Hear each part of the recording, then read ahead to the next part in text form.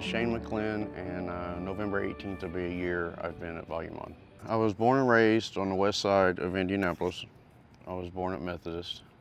Um, I had a normal childhood when I was baby, toddler, growing up until I got about 11 or 12.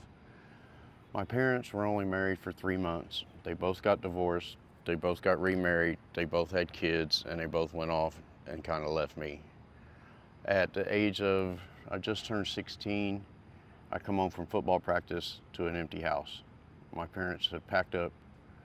My mom had got a big settlement from a car accident me and her was in, and they went and bought a bunch of land in Kentucky, and I come home to an empty house at 16. So, and they didn't even tell my grandparents they moved, so I ended up going to stay in and out with my grandparents, and that's what resulted me into going down the path I went. My biggest thing was I resulted to bike clubs. So I rode with 2 or 3 different clubs all over the city.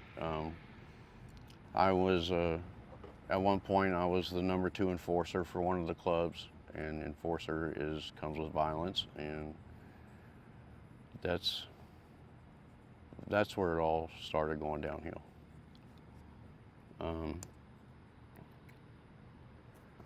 I was in the streets. I resulted into using meth, and I ended up starting to inject it. I injected it daily for 20 plus years. I lost my first wife over it, first house over it. I've been so low as to, I slept under the bridge on Southern in Garfield Park. I stayed under a bridge on Holt Road that was close to one of my jobs. I've always worked, no matter what. I've lived in tents. I would eat at soup kitchens and go to the Damien Center downtown. I've stayed at Wheeler Mission. Always in and out of jail. I've only been to prison once, but I've been to jail. I think I'm a 21-time felon. I would do 2.5 years here, a year there, 3 here, all together. My last prison, when I went to prison, I added it all up off my PSI. I did a total of 15 years since I've been from 16 to, well, I'm 50 now. When I got released from prison, I had placement, and they changed my placement 2 weeks before my release and dropped me off at Wheeler Mission, which is not a place for somebody to restart. Now, while I was in prison, I did a program called The Last Mile. It started in San Quentin in California, and it was not a time cut. It was just a program to help better yourself when you got out, and they taught you how to do web development and build websites. I was going to school for software development and engineering, but no matter where I went, nobody was going to touch me. So ended up back using, I used to be a horrible, horrible person. I've got 5 daughters and 1 boy. The second oldest at the time. She come to see me when I was at Wheeler Mission, brought me a sandwich, and I told her I was going to, because they changed their names while I was in prison. She went and told them that they didn't know where I was at, so her husband adopted them and changed their name, which was a big deal to me because that's all I wanted was my kids to have my name. I ended up going back into the streets, using again, and then I got tied up with my twins' mom, and we were together for 5 years, and we had gotten in a fight, an altercation. We both were getting high, and she went down and filed a domestic on me. We got into an argument on the phone, and she said, "Why don't you just turn yourself in? It's just house arrest." I said, "For what? I ain't did nothing wrong." And I looked on my case, and I had a warrant for domestic, and I told her I'm not going back to prison. I did 2 humongous shots of dope. Told my buddy I'm going on a high-speed chase and suicide by cop. And so I stole a Blazer took them on a 5.1 mile high-speed chase, ended up crashing on Rockville Road in 465. They asked me why I ran. I told them I was trying to do suicide by cop, and they said, "Why would you do that to us?" And I was still in dope addict mode, and told them, this ain't about you. This is about me."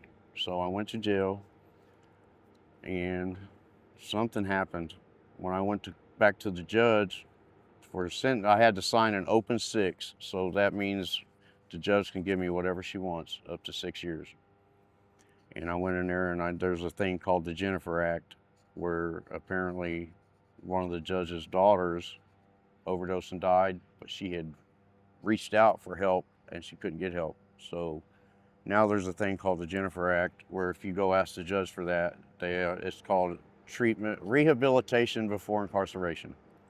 And so I told the judge, I said, I need help. I can't stay off the dope. So I was doing good, and I ended up going back and using. The prosecutor was gunning for me. I was looking at like 20 years, because I took him on 2 high-speed chases in 2 days. The first one I got away, the second one I didn't. And he said, "How long was you sober in prison, Mr. McLin?" I said, "Out of 7 years, about 1.5 years."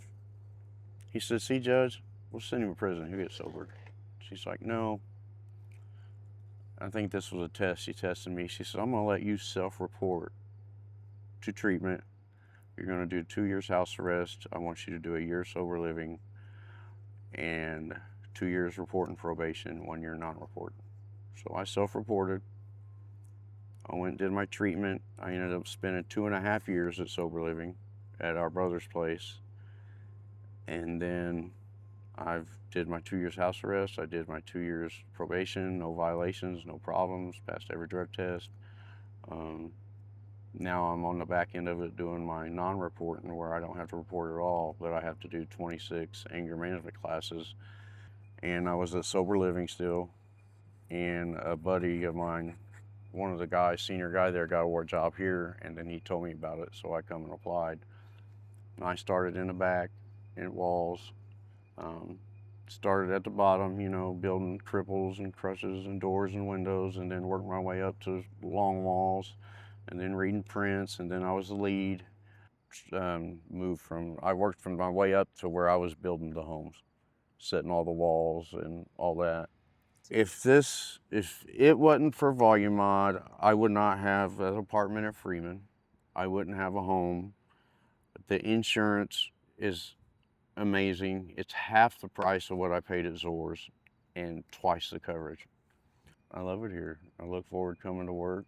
I like everybody here. I know a lot of them are in recovery or sober living. Like I said, everybody here, Ethan, Volume Mod, the intent for everybody in Second Chance is amazing. There's a monthly company meeting where lunch is provided, and then everybody, if your awards are presented, anniversaries are presented. He tells us what's going on to keep us informed on what's coming up, how many projects we got coming up, what's completed.